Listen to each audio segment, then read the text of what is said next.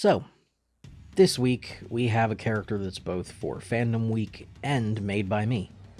Ladies and gentlemen, this is Akiyama Hibiki, junior member of Iwagakure's Blast Corps and member of Kurotsuchi's Genin Squad. She's a petite girl, unassuming, sometimes even mistaken for a mannequin, if not for the occasional spark of mischief in her eyes. That tends to be part of why she wears the goggles, although it's also largely because they make it easier to see when using some of her flashier techniques. Speaking of, being part of the Blast Corps, she has the Bakuton Jutsu at her disposal. But she likes to meet a middle ground between the methods of Gari and Deidara. Gari prefers the Taijutsu method, while Deidara goes with the animated and remote detonated materials. Hibiki does a little of both, but nothing animated.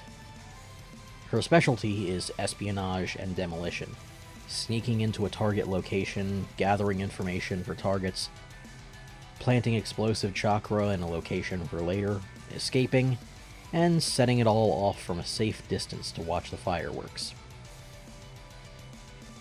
Speaking of, she does love to use actual fireworks, and thanks to the mass mining around Iwa, she can easily get her hands on the necessary minerals and metals to make whatever color flames she wishes.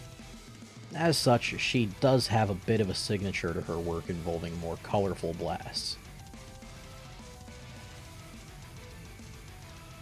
But color isn't so helpful in espionage, so she intentionally wears dark and muted colors to assist getting in and out of whatever her target is.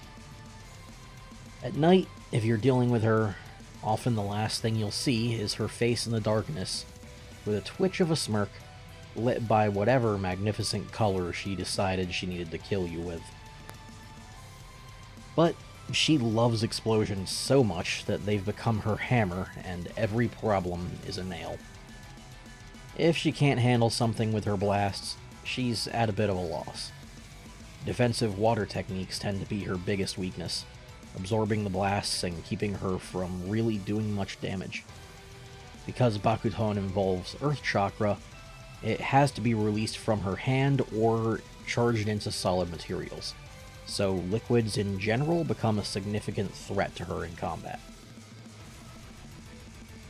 Since her jutsu involves such frequent use of her hands, her combat style is based on capoeira.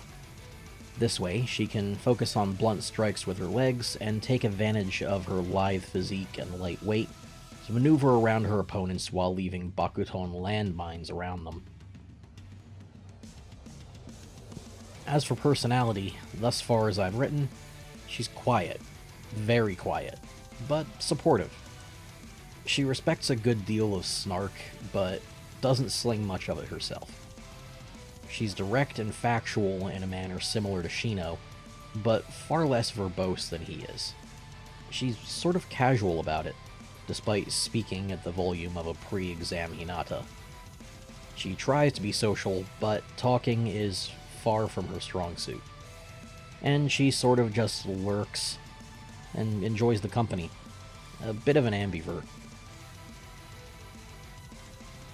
But when she does get attached to someone, you better be ready to have a limb blasted off if you threaten them. She's had more than enough of losing people. Especially after what happened a few years ago, when a certain blonde traitor left Iwagakure. People who knew her before the academy would remember she wasn't always bald. Now she makes sure that she stays that way, to not be reminded of it all by her natural hair color. This is also a small part of the reason for the muted animosity and rivalry she has with Ino and Naruto. So, here we have her, Akiyama Hibiki, one of my two original members of Kurotsuchi's Genin Squad. I can't wait to show you guys more of her, and you'll be getting that really soon. I promise. Not long now, and the roster is gonna get pretty crazy. But You can see that for yourself if you follow the link in the description below to Chapter 1 of Konoha's Fatal Joke. For now, here she is. I really can't wait for you all to meet Hibiki at her best. Hey, thanks for watching, guys. If you enjoyed the video, then be sure to leave a like, comment, and subscribe.